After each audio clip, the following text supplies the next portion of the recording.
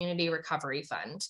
I do want to take a quick moment to thank the Downtown Ithaca Alliance and the Ithaca Area Economic Development, IAED, a tongue twister, for co-hosting today with us here at the Tompkins Chamber.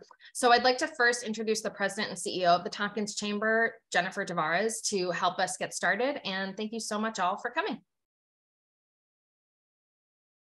Thanks so much, Mary. Well, thank you all for coming. We do expect probably, almost another 35, 40 people here. So folks will continue to trickle in. I am really excited to see this process finally moving forward.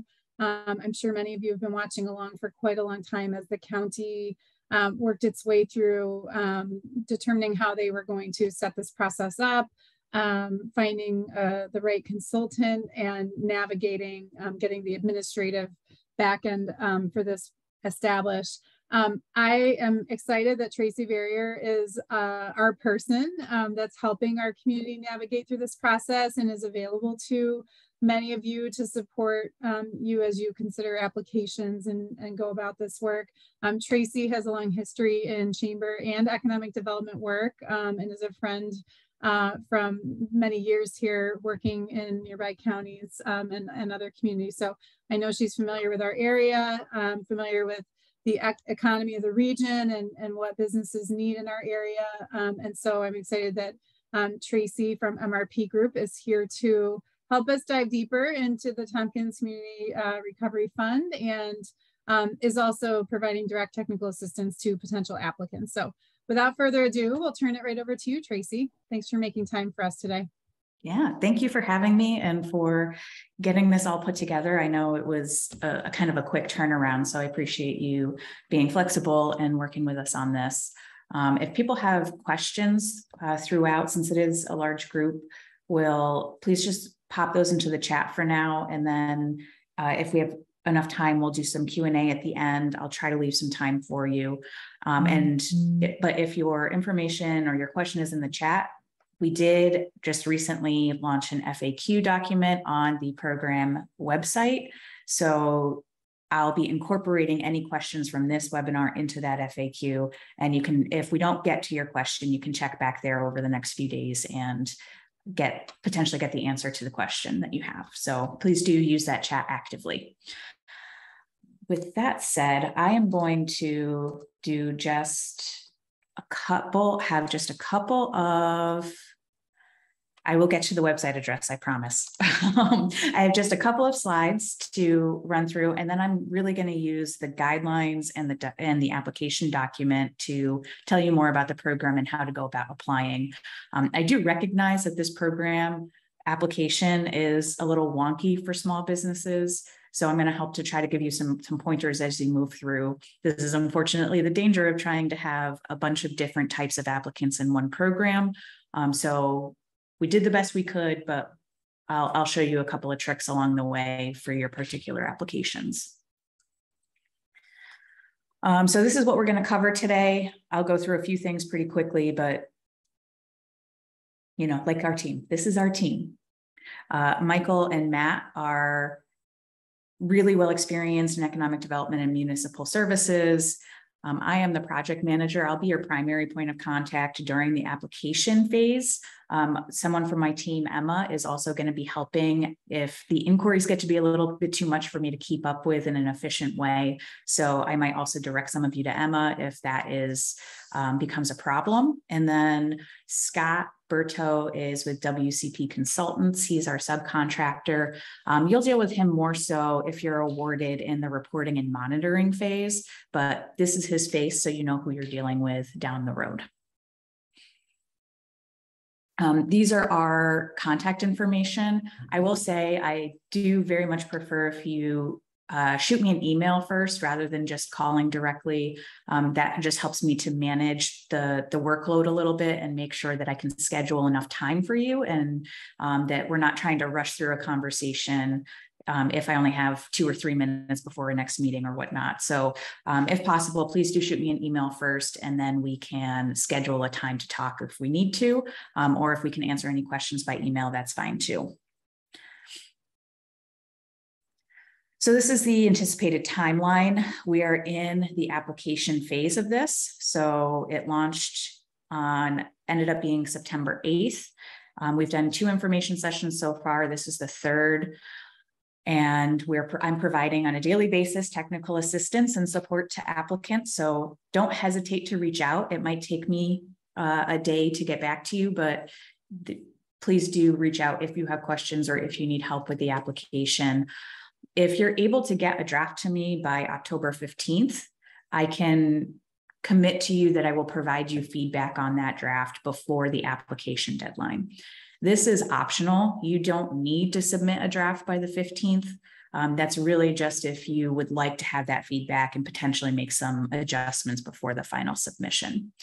The final submission is October 31st. We will not be taking late applications, so please make sure to get your application to me by or on the 31st. Those can be submitted by email. You could send me a link to a Google folder or a Dropbox folder. You can also submit a hard copy to the county office building, and that's all outlined in the application, the program guidelines.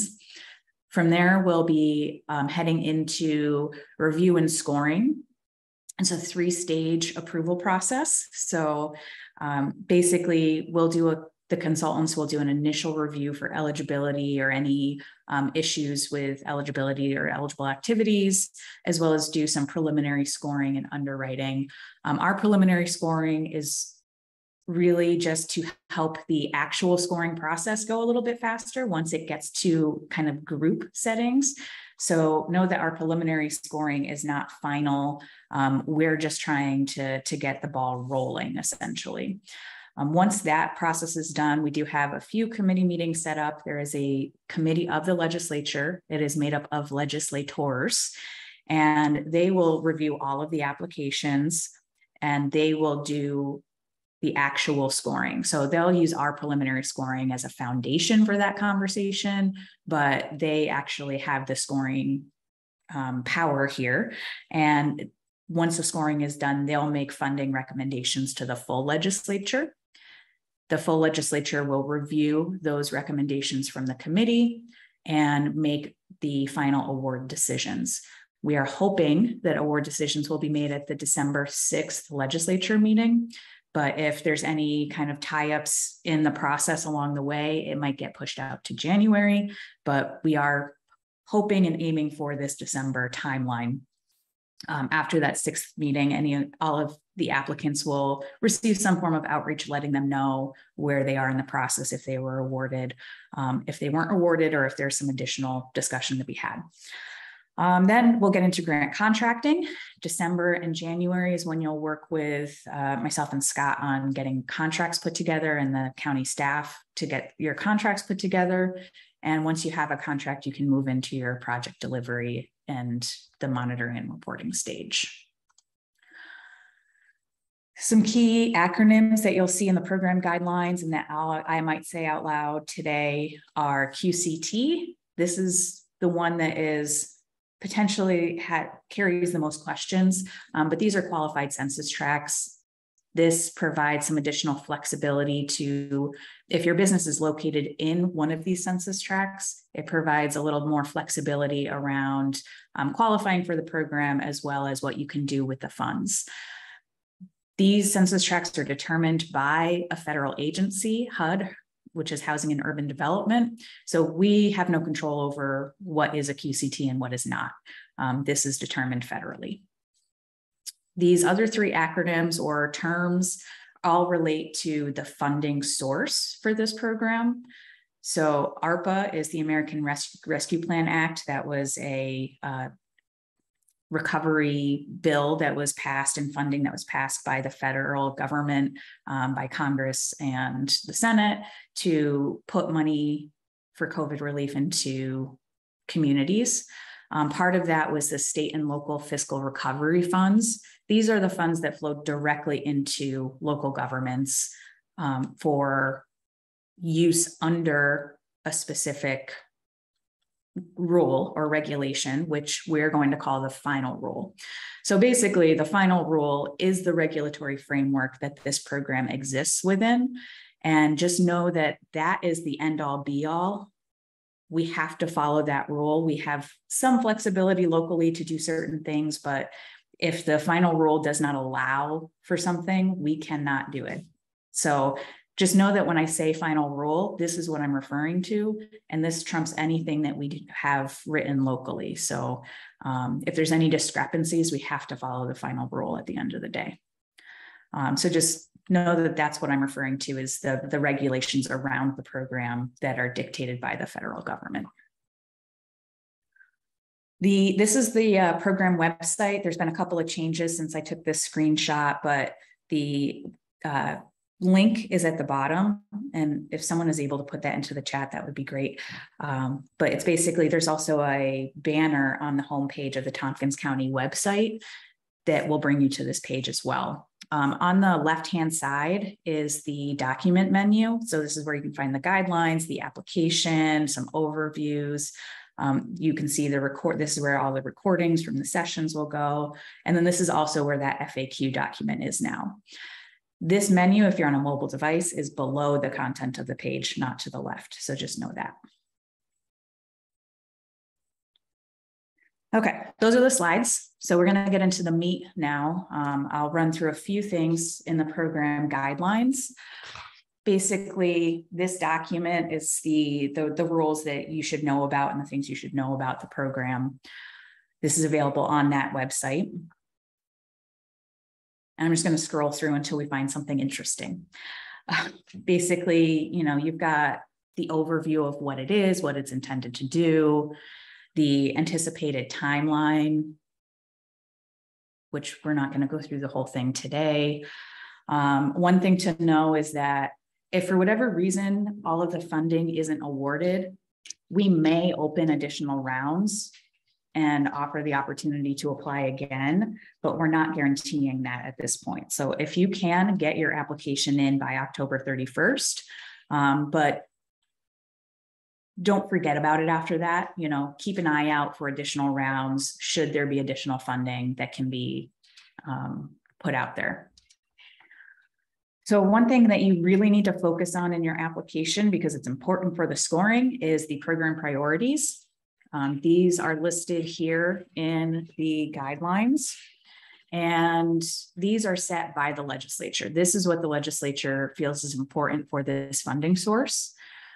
Two of them in particular, we're going to ask you in the application to justify and tell us more about if you select those in your application as in alignment with your project. And that's one thing. When I'm talking about program, I'm talking about the funding, this application and these guidelines and the Tompkins Community Recovery Fund. That's what I'm talking about when I say program. When I say project, I'm talking about your application and what you're doing.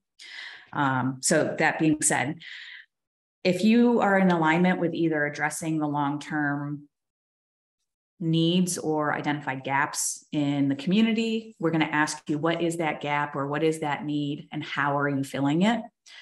And you should tell us that very clearly. And then transformative outcomes, which how we're defining that in this program is basically saying, okay, there's your direct beneficiaries. And for small businesses, that's your business and your employees and potentially yourself as a business owner. But what are the broader context of, what's the broader context of community benefits that your business is offering? So if you are a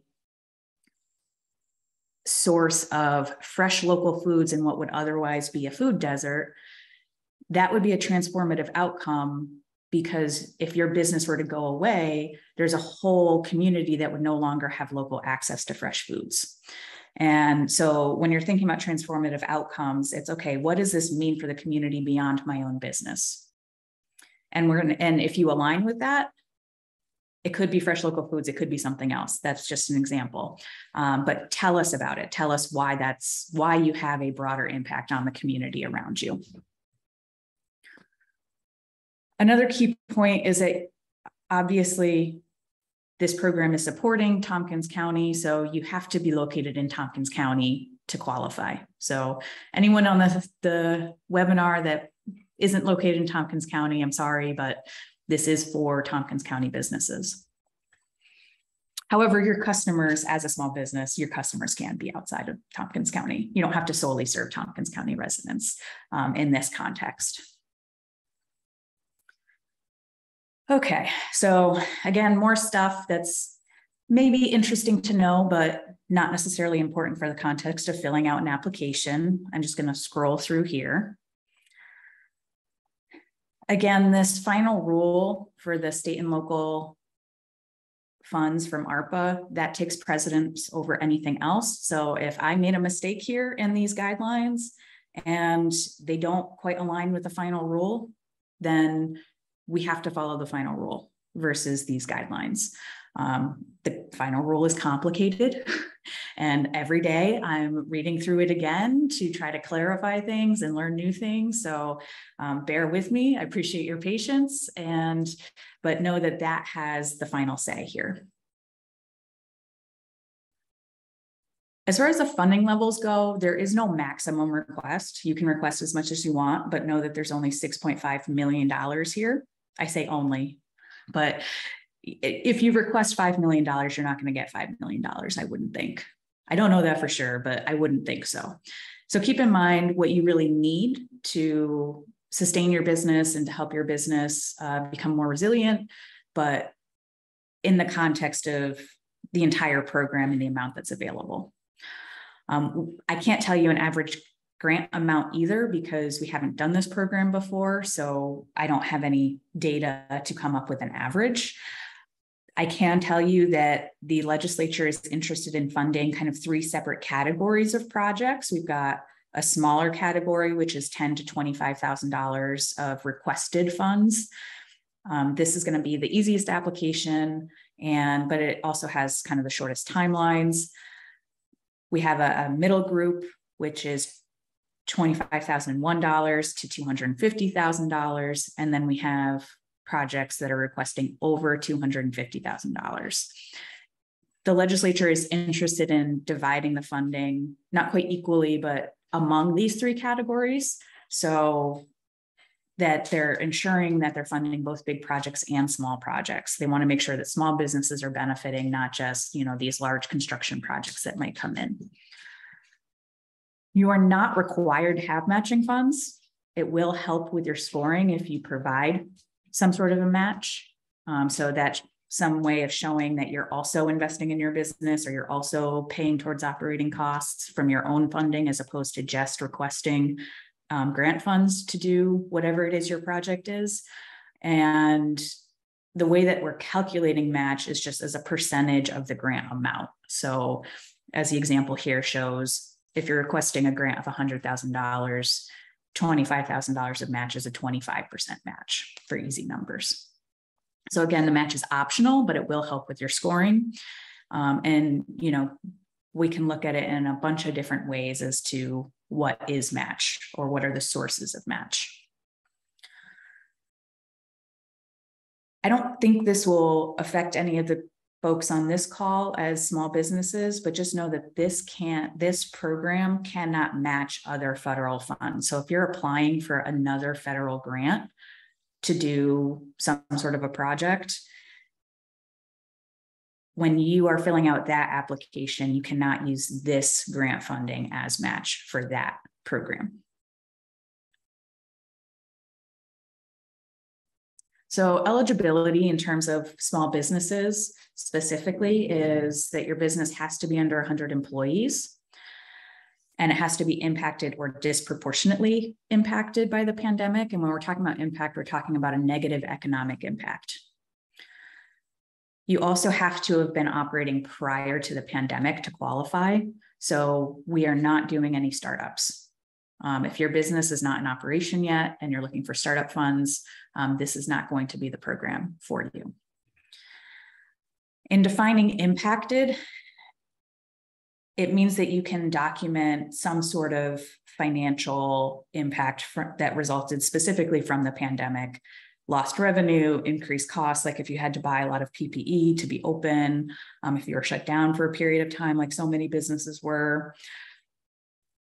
If you can document challenges covering payroll or other operating expenses, there's a pretty broad range of what impacted means. And it also includes operating within impacted sectors, which are in Appendix B. And I'll show you that as we get to the bottom of the guidelines. But basically, if you can say, my business suffered a negative economic impact, and you can do this either by providing us with documentation or writing a letter explaining what those impacts were, that's fine. Then you can qualify for the program. If you are located in one of those QCTs, you automatically qualify as a disproportionately impacted business, and you do not have to verify any kind or document any kind of impact. You are presumed to have been impacted. So keep in mind impacted and disproportionately impacted, because there's different eligible uses for those two types of businesses. But importantly, you do not have to be located in a QCT to qualify. But if you're not located in one of those tracks, you need to be able to show or talk about that impact. If you received other relief funding during the pandemic, like PPP or some sort of an arts grant or a venue grant or something like that, that does not disqualify you from this program. It does impact scoring, but you can still apply for this. It's not a problem. And the scoring for this is not necessarily going to be the end all be all of who gets funded and who doesn't. This has been a tricky thing for a few folks. If you have outstanding local, state, or federal taxes or obligations, you technically don't qualify. If you have an agreement or a payment arrangement for those obligations, and that's up to date, that's okay. That means you're current. But if you have something that's outstanding and you're not on some sort of an arrangement for it, then you would not be eligible for this funding. We might make some tweaks here, but as of right now, just assume that that's the case.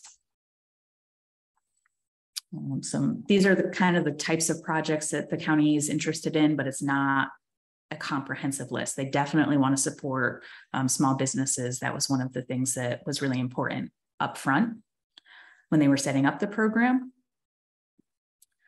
Eligible activities. I'm going to skip over everything that's only related to nonprofits and other types of applicants and skip right to the small business piece here. So impacted businesses, you're the ones that may or may not be located in a QCT, but can demonstrate that you had a negative impact from the pandemic. You can use this for operating costs, which is great. You can do rent, mortgage, utilities, payroll, whatever. Any of your operating costs you can pop in here unless they're specifically noted as ineligible. You can also do things like outdoor seating if you want to do like an outdoor seating area if you're a restaurant, or if you have any additional kind of mitigation things you want to do, ventilation improvements to prevent the spread of COVID, that's all eligible. You can also do business planning support. So things that will go into maybe shifting your business to make it more flexible in the new world that we live in.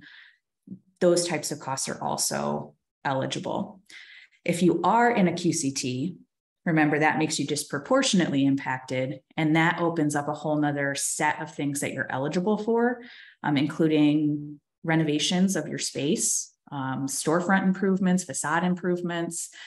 We did take the word startup out of here in the most recent version because we are not supporting startups with this program. So it's now just expansion costs. And then, whoops, sorry. You can see all my chats. And then if you're a micro business, meaning you have 5 or fewer employees, including the owners, you can also ask for support for childcare and transportation costs.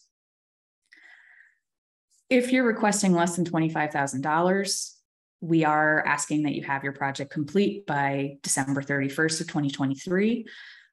But do know that for impacted and disproportionately impacted businesses, you can actually look back to March 3rd of 2021 So you could say, okay, I want to cover my rent going back to August of 2021, and you can submit for reimbursement on that immediately and get that funding pretty close to upfront once you have your grant agreement in place. But you can also look forward to all the way to 2020, the end of 2026, if you're requesting more than $25,000, or to the end of next year, 2023, if you're requesting $25,000 or less.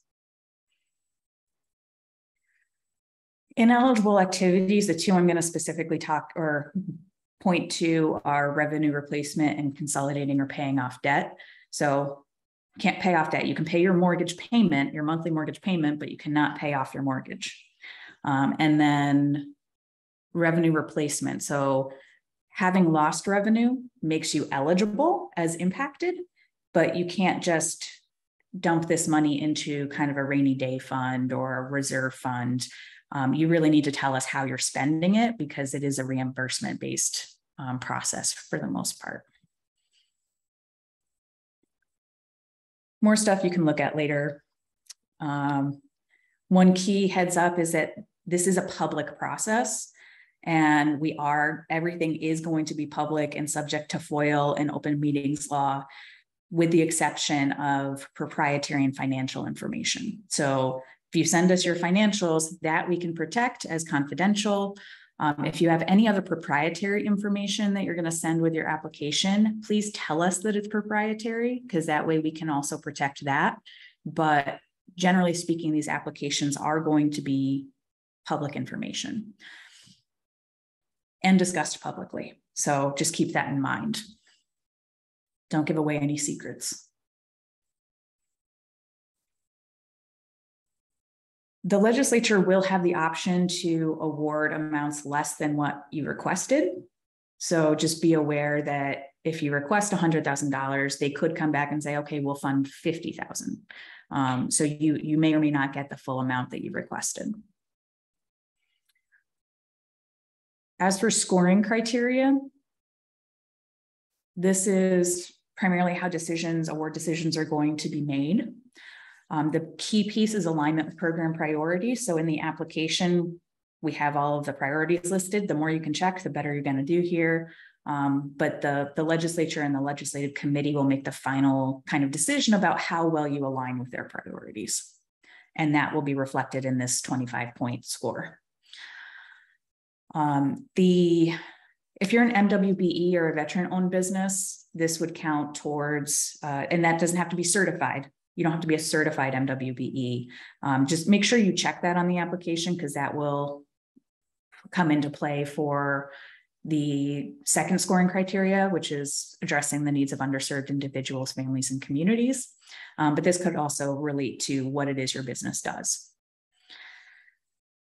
We want to see that you have experience and capacity to, continue on the business, or if you're doing some sort of a mitigation effort or construction project or renovation project, that you can actually carry that out in a timely and efficient manner. We want to see clear objectives and goals via metrics. And your metrics might be, okay, I'm going to retain 3 employees that are at risk right now, or I'm going to add 5 employees, or whatever the case may be. Just make sure that your metrics are aligned with the timing of what you're calling your project. So if you're saying, I'm going to apply for rent for the next 12 months, make sure that your metrics align with that 12 months. Don't give us a 3-year metric, because that means you're going to have to report long beyond the time that you're getting funding still. This is where the prior relief funds comes into play. There's a score there. This is also where match comes into play. Again, you don't have to provide match, but if you do, you'll get some bonus points here based on how much you provide. You have to demonstrate that there's a need for the funding, and that your business, will really benefit, and the community will really benefit from the funding. And the number of employees is the last scoring criteria. Just keep in mind that if you have over 100 employees, you are not eligible for the program. So that last 0 points is really an ineligibility in your case.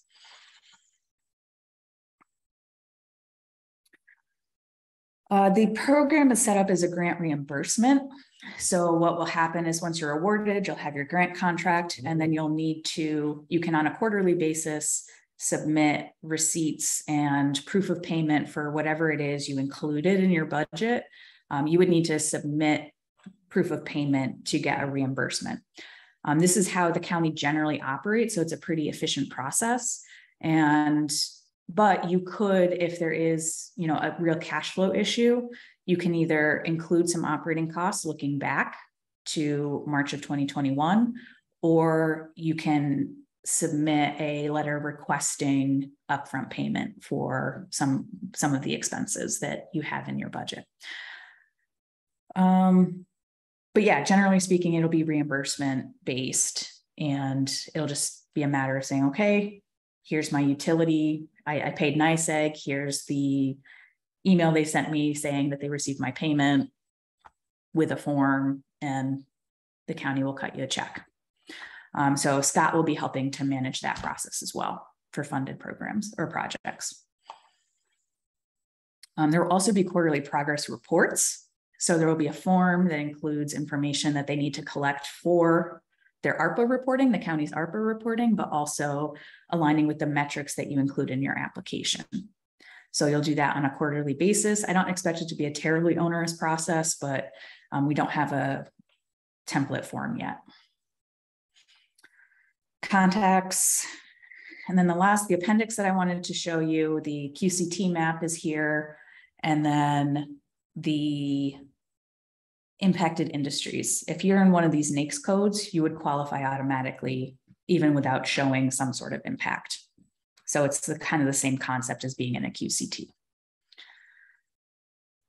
Okay, and then we have acronyms. You don't have to worry about the income eligibility piece. That's for nonprofits, but we have acronyms here as well. Really quickly, this is your application. You can download this from the website. If you need something that's not in Microsoft Word, just shoot me an email. I have a Google version that you can complete in a browser. So if this is a problem, just let me know. We'll get you a different version that you can work in.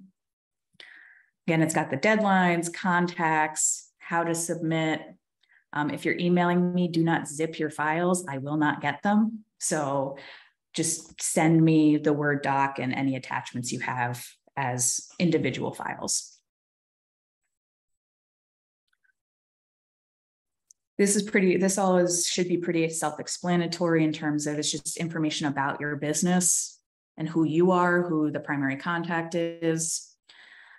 Do include a project name and description. The project name just helps us keep things organized. It could be your business name, relief, like if you're ABC business, relief project is fine. It doesn't need to be fancy. Or it could be restaurant, cafe, establishment, or whatever. It's not really important what the project name is. We just want everybody to have a unique project name. The description is where you can tell us about what is your business, what kind of impact did you have from COVID, and what do you want to do with this funding? So it's really just kind of an overview of the total project and why it's important that you receive the funds.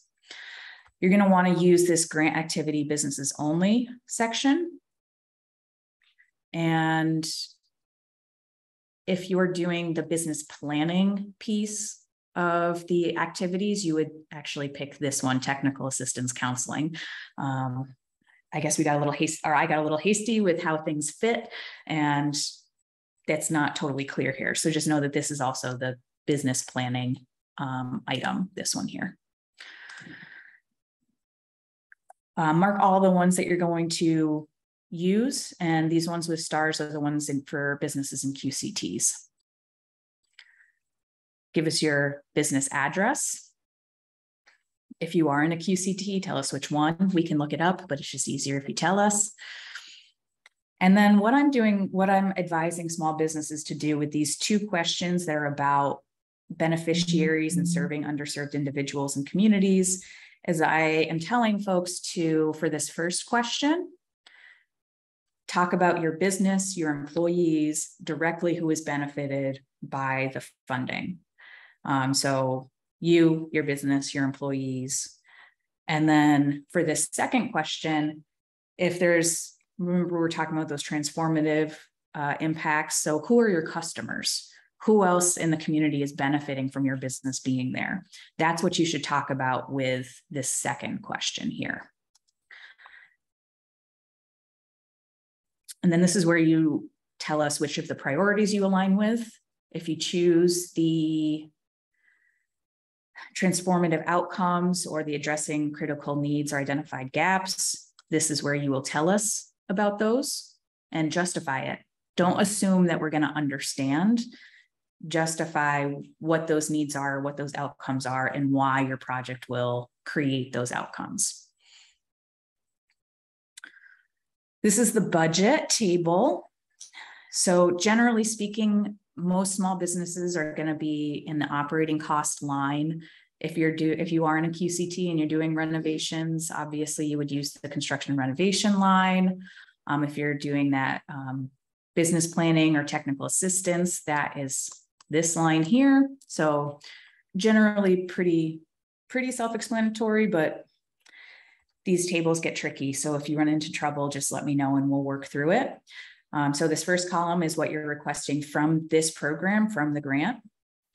Your equity and other is where you can qualify, where you can show match. So equity is like your own cash flow. If you're saying, okay, I'm looking for to cover my rent for the next 12 months and I'm going to match that with my utilities, well, then put your utilities in the equity line or in the equity column. But do know that anything you put in as match, you are also going to have to show that you expended. So in addition to providing proof of payment for your rent, you'll have to provide that proof of payment for your utilities that you're saying are match. So everything on this table will likely need to be verified. So keep that in mind as well. Don't go crazy here. Take a look at the scoring, like don't provide 200% match just to say that you did, but then struggle later to actually verify all of those expenses. And then other uses, if you do have an other use, because you're just not sure where to put it, make sure to explain what it is so that we can verify that it's eligible. And other sources, just let us know what they are. So if you put something here, let us know if it's bank financing, if it's an investor, if whatever it is, just let us know what it is. And then whether it's secured and how you're going to pay for expenditures prior to being reimbursed. So this might be this here where you're talking about how are you going to pay for things in advance. It might be, oh, I'm looking back to March 2021 and I can provide those receipts immediately because I've already paid for them. Or it might be that I'm going to use my cash flow to make those payments and then reimbursement, the grant will reimburse that cash flow. So whatever it is you're going to do, you can just explain that here very briefly. Project timeline.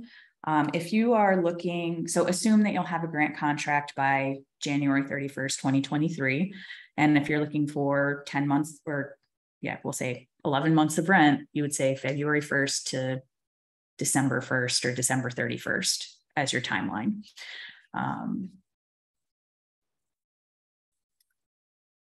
Your metrics and outcomes, do make sure that you actually tell us what the outcomes of your projects are. Don't just do metrics, don't do one or the other. This is a place, this question, describe anticipated outcomes, is a place for you to provide us with narrative of like, okay, what happens once I get this grant? What does this mean for my business? What does it mean for the community? And then the metrics, make sure that they're specific and they're measurable. And again, make sure that the timeline doesn't go beyond the time of your project. So again, it might be, your metric might be retain employees and your goal might be 3 employees. Or it might be create new jobs for your metric and 3 jobs created. And make sure that whatever you're using is in line with the timeline and reasonable for your timeline. And this could also be, pay rent on time for 12 months. And the goal would be rent paid on time. 12 months on time rent payments. So just think about what it is you're paying for and what that will result in on the back end. But this is in terms of, so the two questions here are, here's your narrative, and then here's your actual numbers. What are we quantifying? For your eligibility documentation, an important thing, so you're going to use this bottom category. And the important thing here is that anything that comes after a dash is in these options is related to nonprofits serving small businesses, not to small businesses directly. So you'll either need to provide documentation of negative impact, which could be a letter, it could be a financial statement showing that you lost revenue versus the prior year, whatever that is. Or you can provide a map indicating your location and a QCT, which you've already told us about, so it's not that big of a deal. Or it could be your NAICS code. You need to tell us your NAICS code, and I will cross-reference that with Appendix B of the guidelines. So however it is you're qualifying, just provide that information to us. And then all applicants, we're going to ask you for a W-9 because it'll speed up the process later if you're awarded, but if you don't fill one out, it doesn't take very long to fill one out. So please do, but if you don't, we can get it from you later. You don't have to worry about a 501c because you're not a nonprofit. You'll need, when you submit your final version, you'll need to certify it, have a signature. If you're requesting less than 25,000, you're done at this point. Submit. If you're requesting more than 25,000, we ask for a little bit more information. This is where we require you to send us financial statements. We ask about who's really managing this process. And then if you are doing, so you don't have to worry about providing provision or assistance to individuals because that's not a small business activity. So this question is not relevant to you. So just fill out what is relevant here. And then if you're requesting more than 250,000, you need to give us a lot more detail. So if you're in a QCT and you're doing a major renovation to your space, and that's going to, you're asking for more than $250,000, we're going to ask you for things like construction drawings and, why this is important to the growth of your business, and, give us kind of data and background information to justify why this much money should be going towards your expansion or renovation. And that's it. That's the application. I'm going to stop sharing for now, and we can take some questions. I know that's a lot of information. I'm very sorry. Don't be sorry. Thank you for going through all of that, Tracy. So I'm hoping that first, actually, I want to run through the chat here. And I think if we could answer all the questions around QCT or non-QCT first. You already did circle back and answer a couple of the first questions that were in there, that even if you're not in one, you are eligible or could be eligible. It's a question of how easily you can apply, or how much extra information you need to provide. But there's a number of really good questions that folks asked subsequent to that in here as well. So if we could tackle those first. One question was, is it defined by physical location or mailing address? Physical location. That's what I thought. Another question was, is a storefront or building facility improvement only available for businesses within a QCT? Yes. Okay. It's a very definitive answer. I think another question I saw was whether if you were in a QCT when the pandemic started, but then had to move out of the QCT and you're not there now, what does that mean for you? I would say we need to base it on the current location of the business. Current location, okay. Let's see, I just want to see if I missed anything else here about QCT.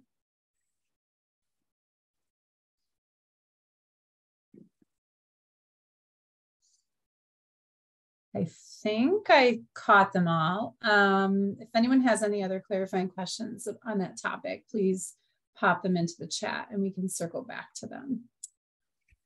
Okay, so the next question I saw, and I think I know this answer, but I'll let you chime in. Is there any plan to divide funding equally or in any certain way between the categories, general, nonprofit, small business, project type, anything else? So the only plan that there is those 3 funding level categories. The legislature has, so the 10 to 25,000, 25,000 to 250, above 250, they do have a desire to distribute the funds among those categories of size, but not necessarily anything designated around the type of applicant or the type of project. Okay. Can an organization start a project in November utilizing loan funds or other funding sources and use that as a match for this grant application if the project is already started?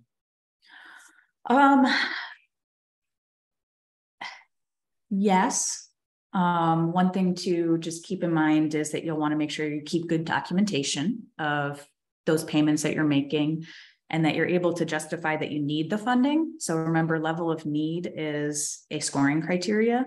So if you're already starting the project, you would need to kind of explain why you're starting if you need the funding. Okay. So it doesn't disqualify you, but yes. Right.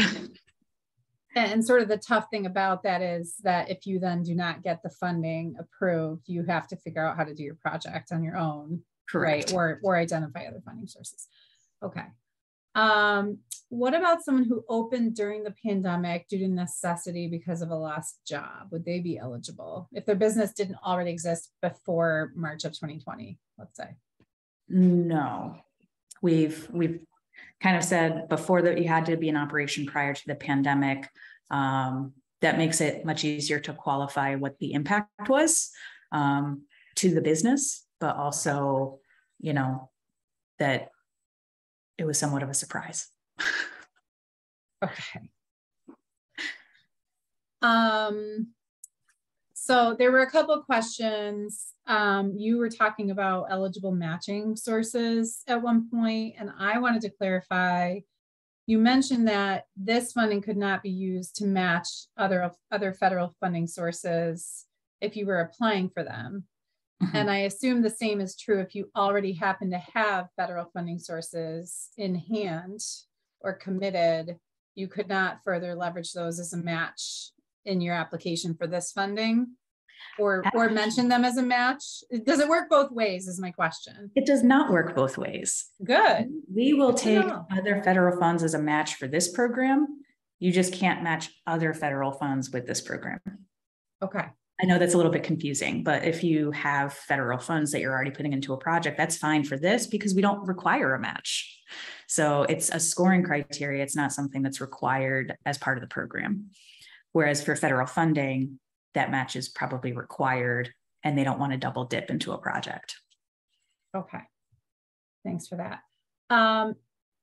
Along those same lines, can Tompkins County funding from other sources, such as the Tourism Capital Grant Program, be considered or used in a total project description for this funding?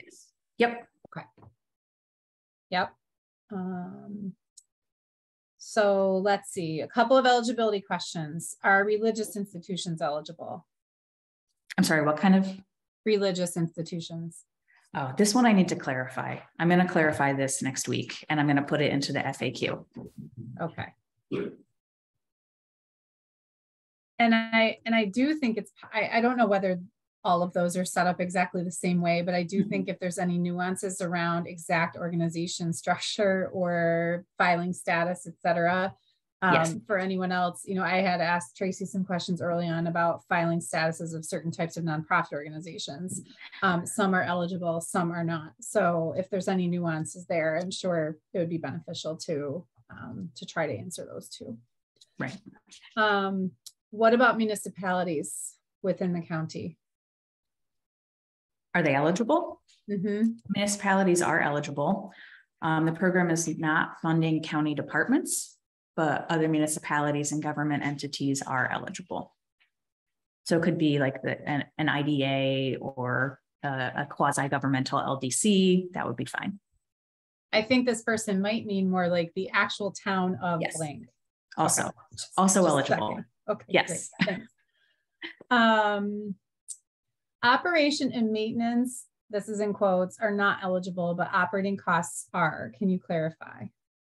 Operation and maintenance of facilities is like if you have to change light bulbs, kind of dealing with the normal wear and tear of having a building is not eligible versus making a renovation to a building. But operating costs like rent, payroll, utilities, that's all eligible. It's just this kind of day-to-day facility maintenance that is part of owning a building. Right. And maybe I'll preempt another question. Leasehold improvements and QCTs are allowed. So if you qualify to do leasehold improve or to do renovation because you're in a QCT, it doesn't matter if you own or rent your space. You can do leasehold. Okay. So you already answered the next question too, which was about personnel costs. So those are eligible. Yes. Okay. Do the funding requirements vary between the 3 categories of funding, or is the same type of report regardless of the dollar amount awarded? It's the same. Okay. On the reporting side, on the monitoring reporting, it's going to be all the same. Obviously, it's a little bit more rigorous to qualify or to verify more costs. So the larger your project is, the more rigorous your reimbursement requests are going to be. But beyond that, just being natural, the reporting should be fairly similar between the 3. Okay. Sorry, this just jumped around on me. Are the word or character limits to the narrative aspects of the application? Are there? There are not. They should be, all of those fields should be pretty open. If you do run into an issue where it feels wonky or it's making the formatting gets weird, feel free to just attach a separate page and you can just refer to an attachment. Okay. I think, Chuck, was your question answered or would you like further clarification on that? No, I mean, I think it was, the thing is changing a light bulb or whatever. If you can say, well, I'm paying for the people to change the light bulb, that's operating expenses.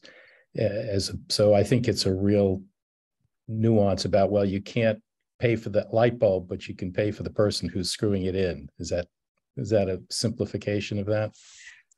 Yes. Yeah, I would say so. I think this is generally intended to draw the line between renovations and maintenance of facilities as opposed to operating costs of a business, but to draw that line for one, we kind of need to draw it for both.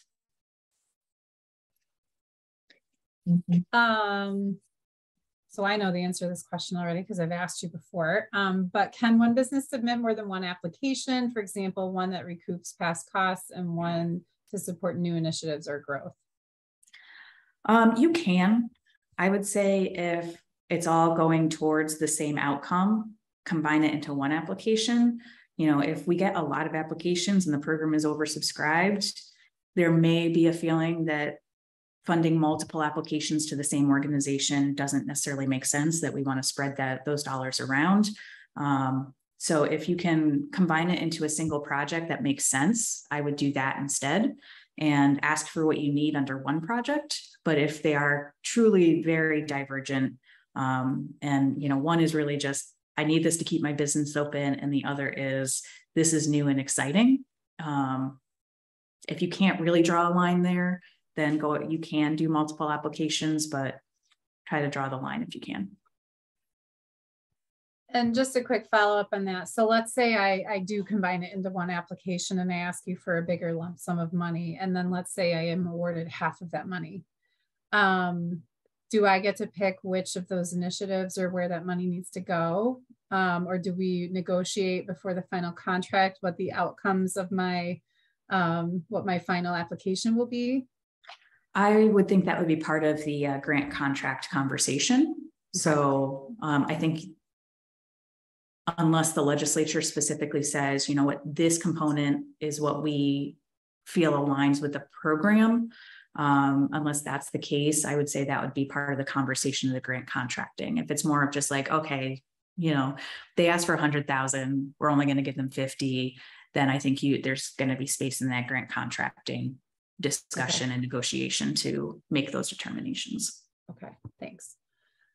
If the business did exist before March 2020, but has undergone a change in ownership and the current LDC did not exist, can that business apply? No. We've had this already, and we determined that if there's a change of ownership, it's essentially, if it's truly a different business, if it's a complete change of ownership, not like, oh, it was my dad's business and during this time it got transferred down to me, but it's still the same business, same family ownership, you know, if it's, okay, John, not related to me, owned the business. I bought it from him in 2021, changed the name, new EIN, essentially a new business, that is not eligible. What if I'm not related to John, but I did keep the business exactly the same as it was pre-pandemic and I bought all the business's assets and I'm running it as the same business? If you were already the owner prior, it's fine. Like if it was a full ownership and you bought out your partner, that's okay. Okay. But if you were not involved in the business prior and you bought a business during the pandemic, that would not qualify. Okay. Thanks, Tracy.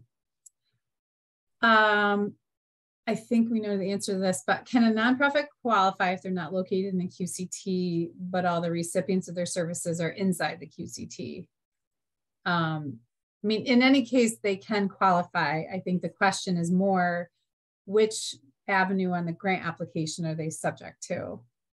Yeah, so, okay, so nonprofit, not located in a QCT, eligible to apply, as you just said. If all of your recipients are located in a QCT, they all are presumed to have been impacted. So it just streamlines the process of verifying their eligibility.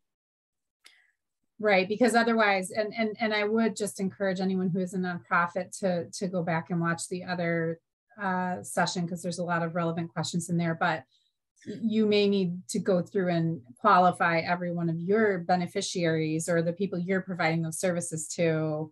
And the QCT is relevant to how you would administer your program based on that, right? So yeah, and I've added a good amount of information about this to the FAQ because there was some confusion, and this is one of those areas where I was like, the final rule is confusing. So there are some clarifications from that webinar in the FAQ, but essentially nonprofits serving individuals need to qualify those individuals, and they can do that by verifying that they are low income per the program guidelines, that they live in a QCT, or that they had a negative economic impact. Okay.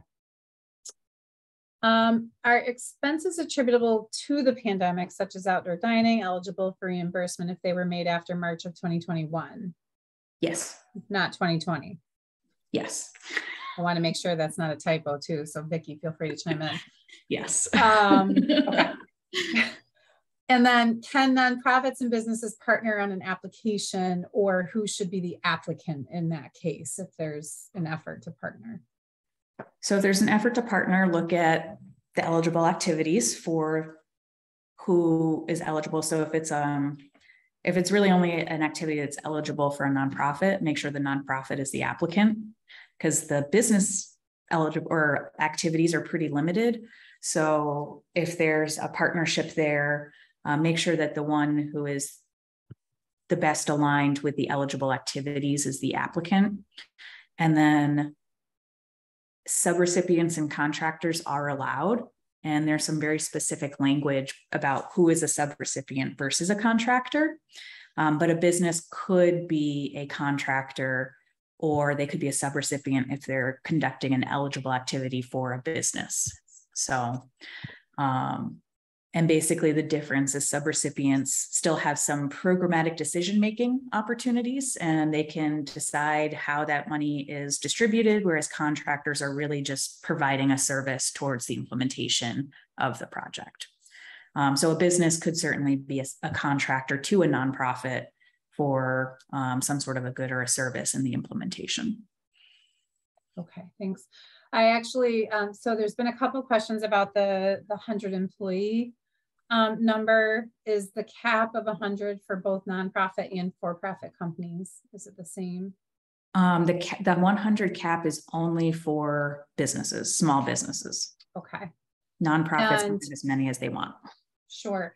And is that number referring to local employees within Tompkins County or total employees at that business?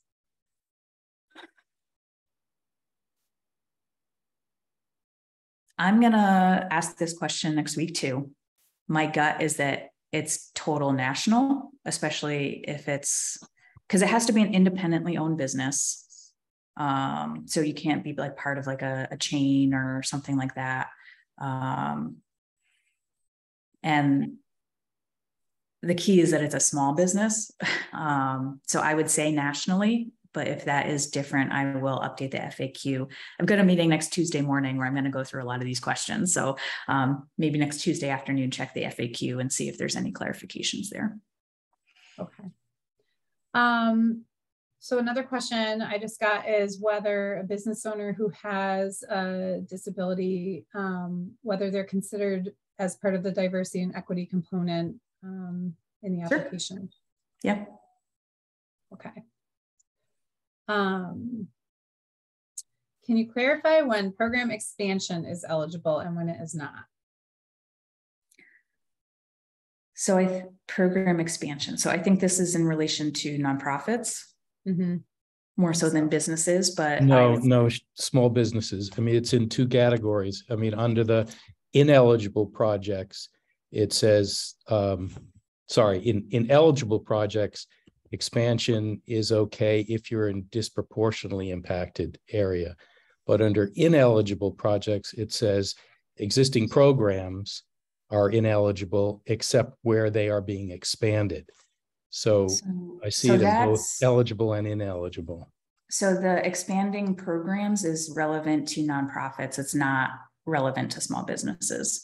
So that's if a nonprofit is saying, oh, I just want funds to carry on this same program I've been doing forever.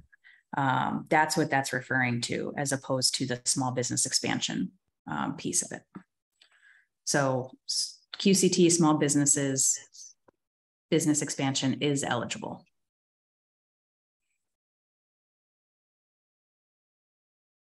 Okay.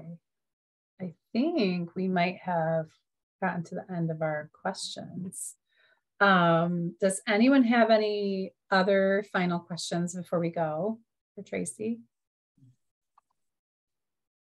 think every time there's one of these sessions, we get another batch of good questions and ways to clarify things. So we'll definitely take all of these questions and make sure Tracy gets them so that she can circle back and make sure everything is answered in the FAQ and anywhere else that those clarifications need to be further shared. If you have any other, Tracy, would you mind putting your contact info in the chat? Or I guess it's probably on the website, right? To reach out to you. Yeah, it's okay, all over the place. I'll throw the easy one in here into the chat. Oh, I'm gonna send this to everyone. Okay. So that's the shortened version, but Tracy.Verrier at MRB is fine as well. That's what's in all of the documents. Wonderful. Great. Well, thanks everyone for joining us and being attentive and asking really great questions.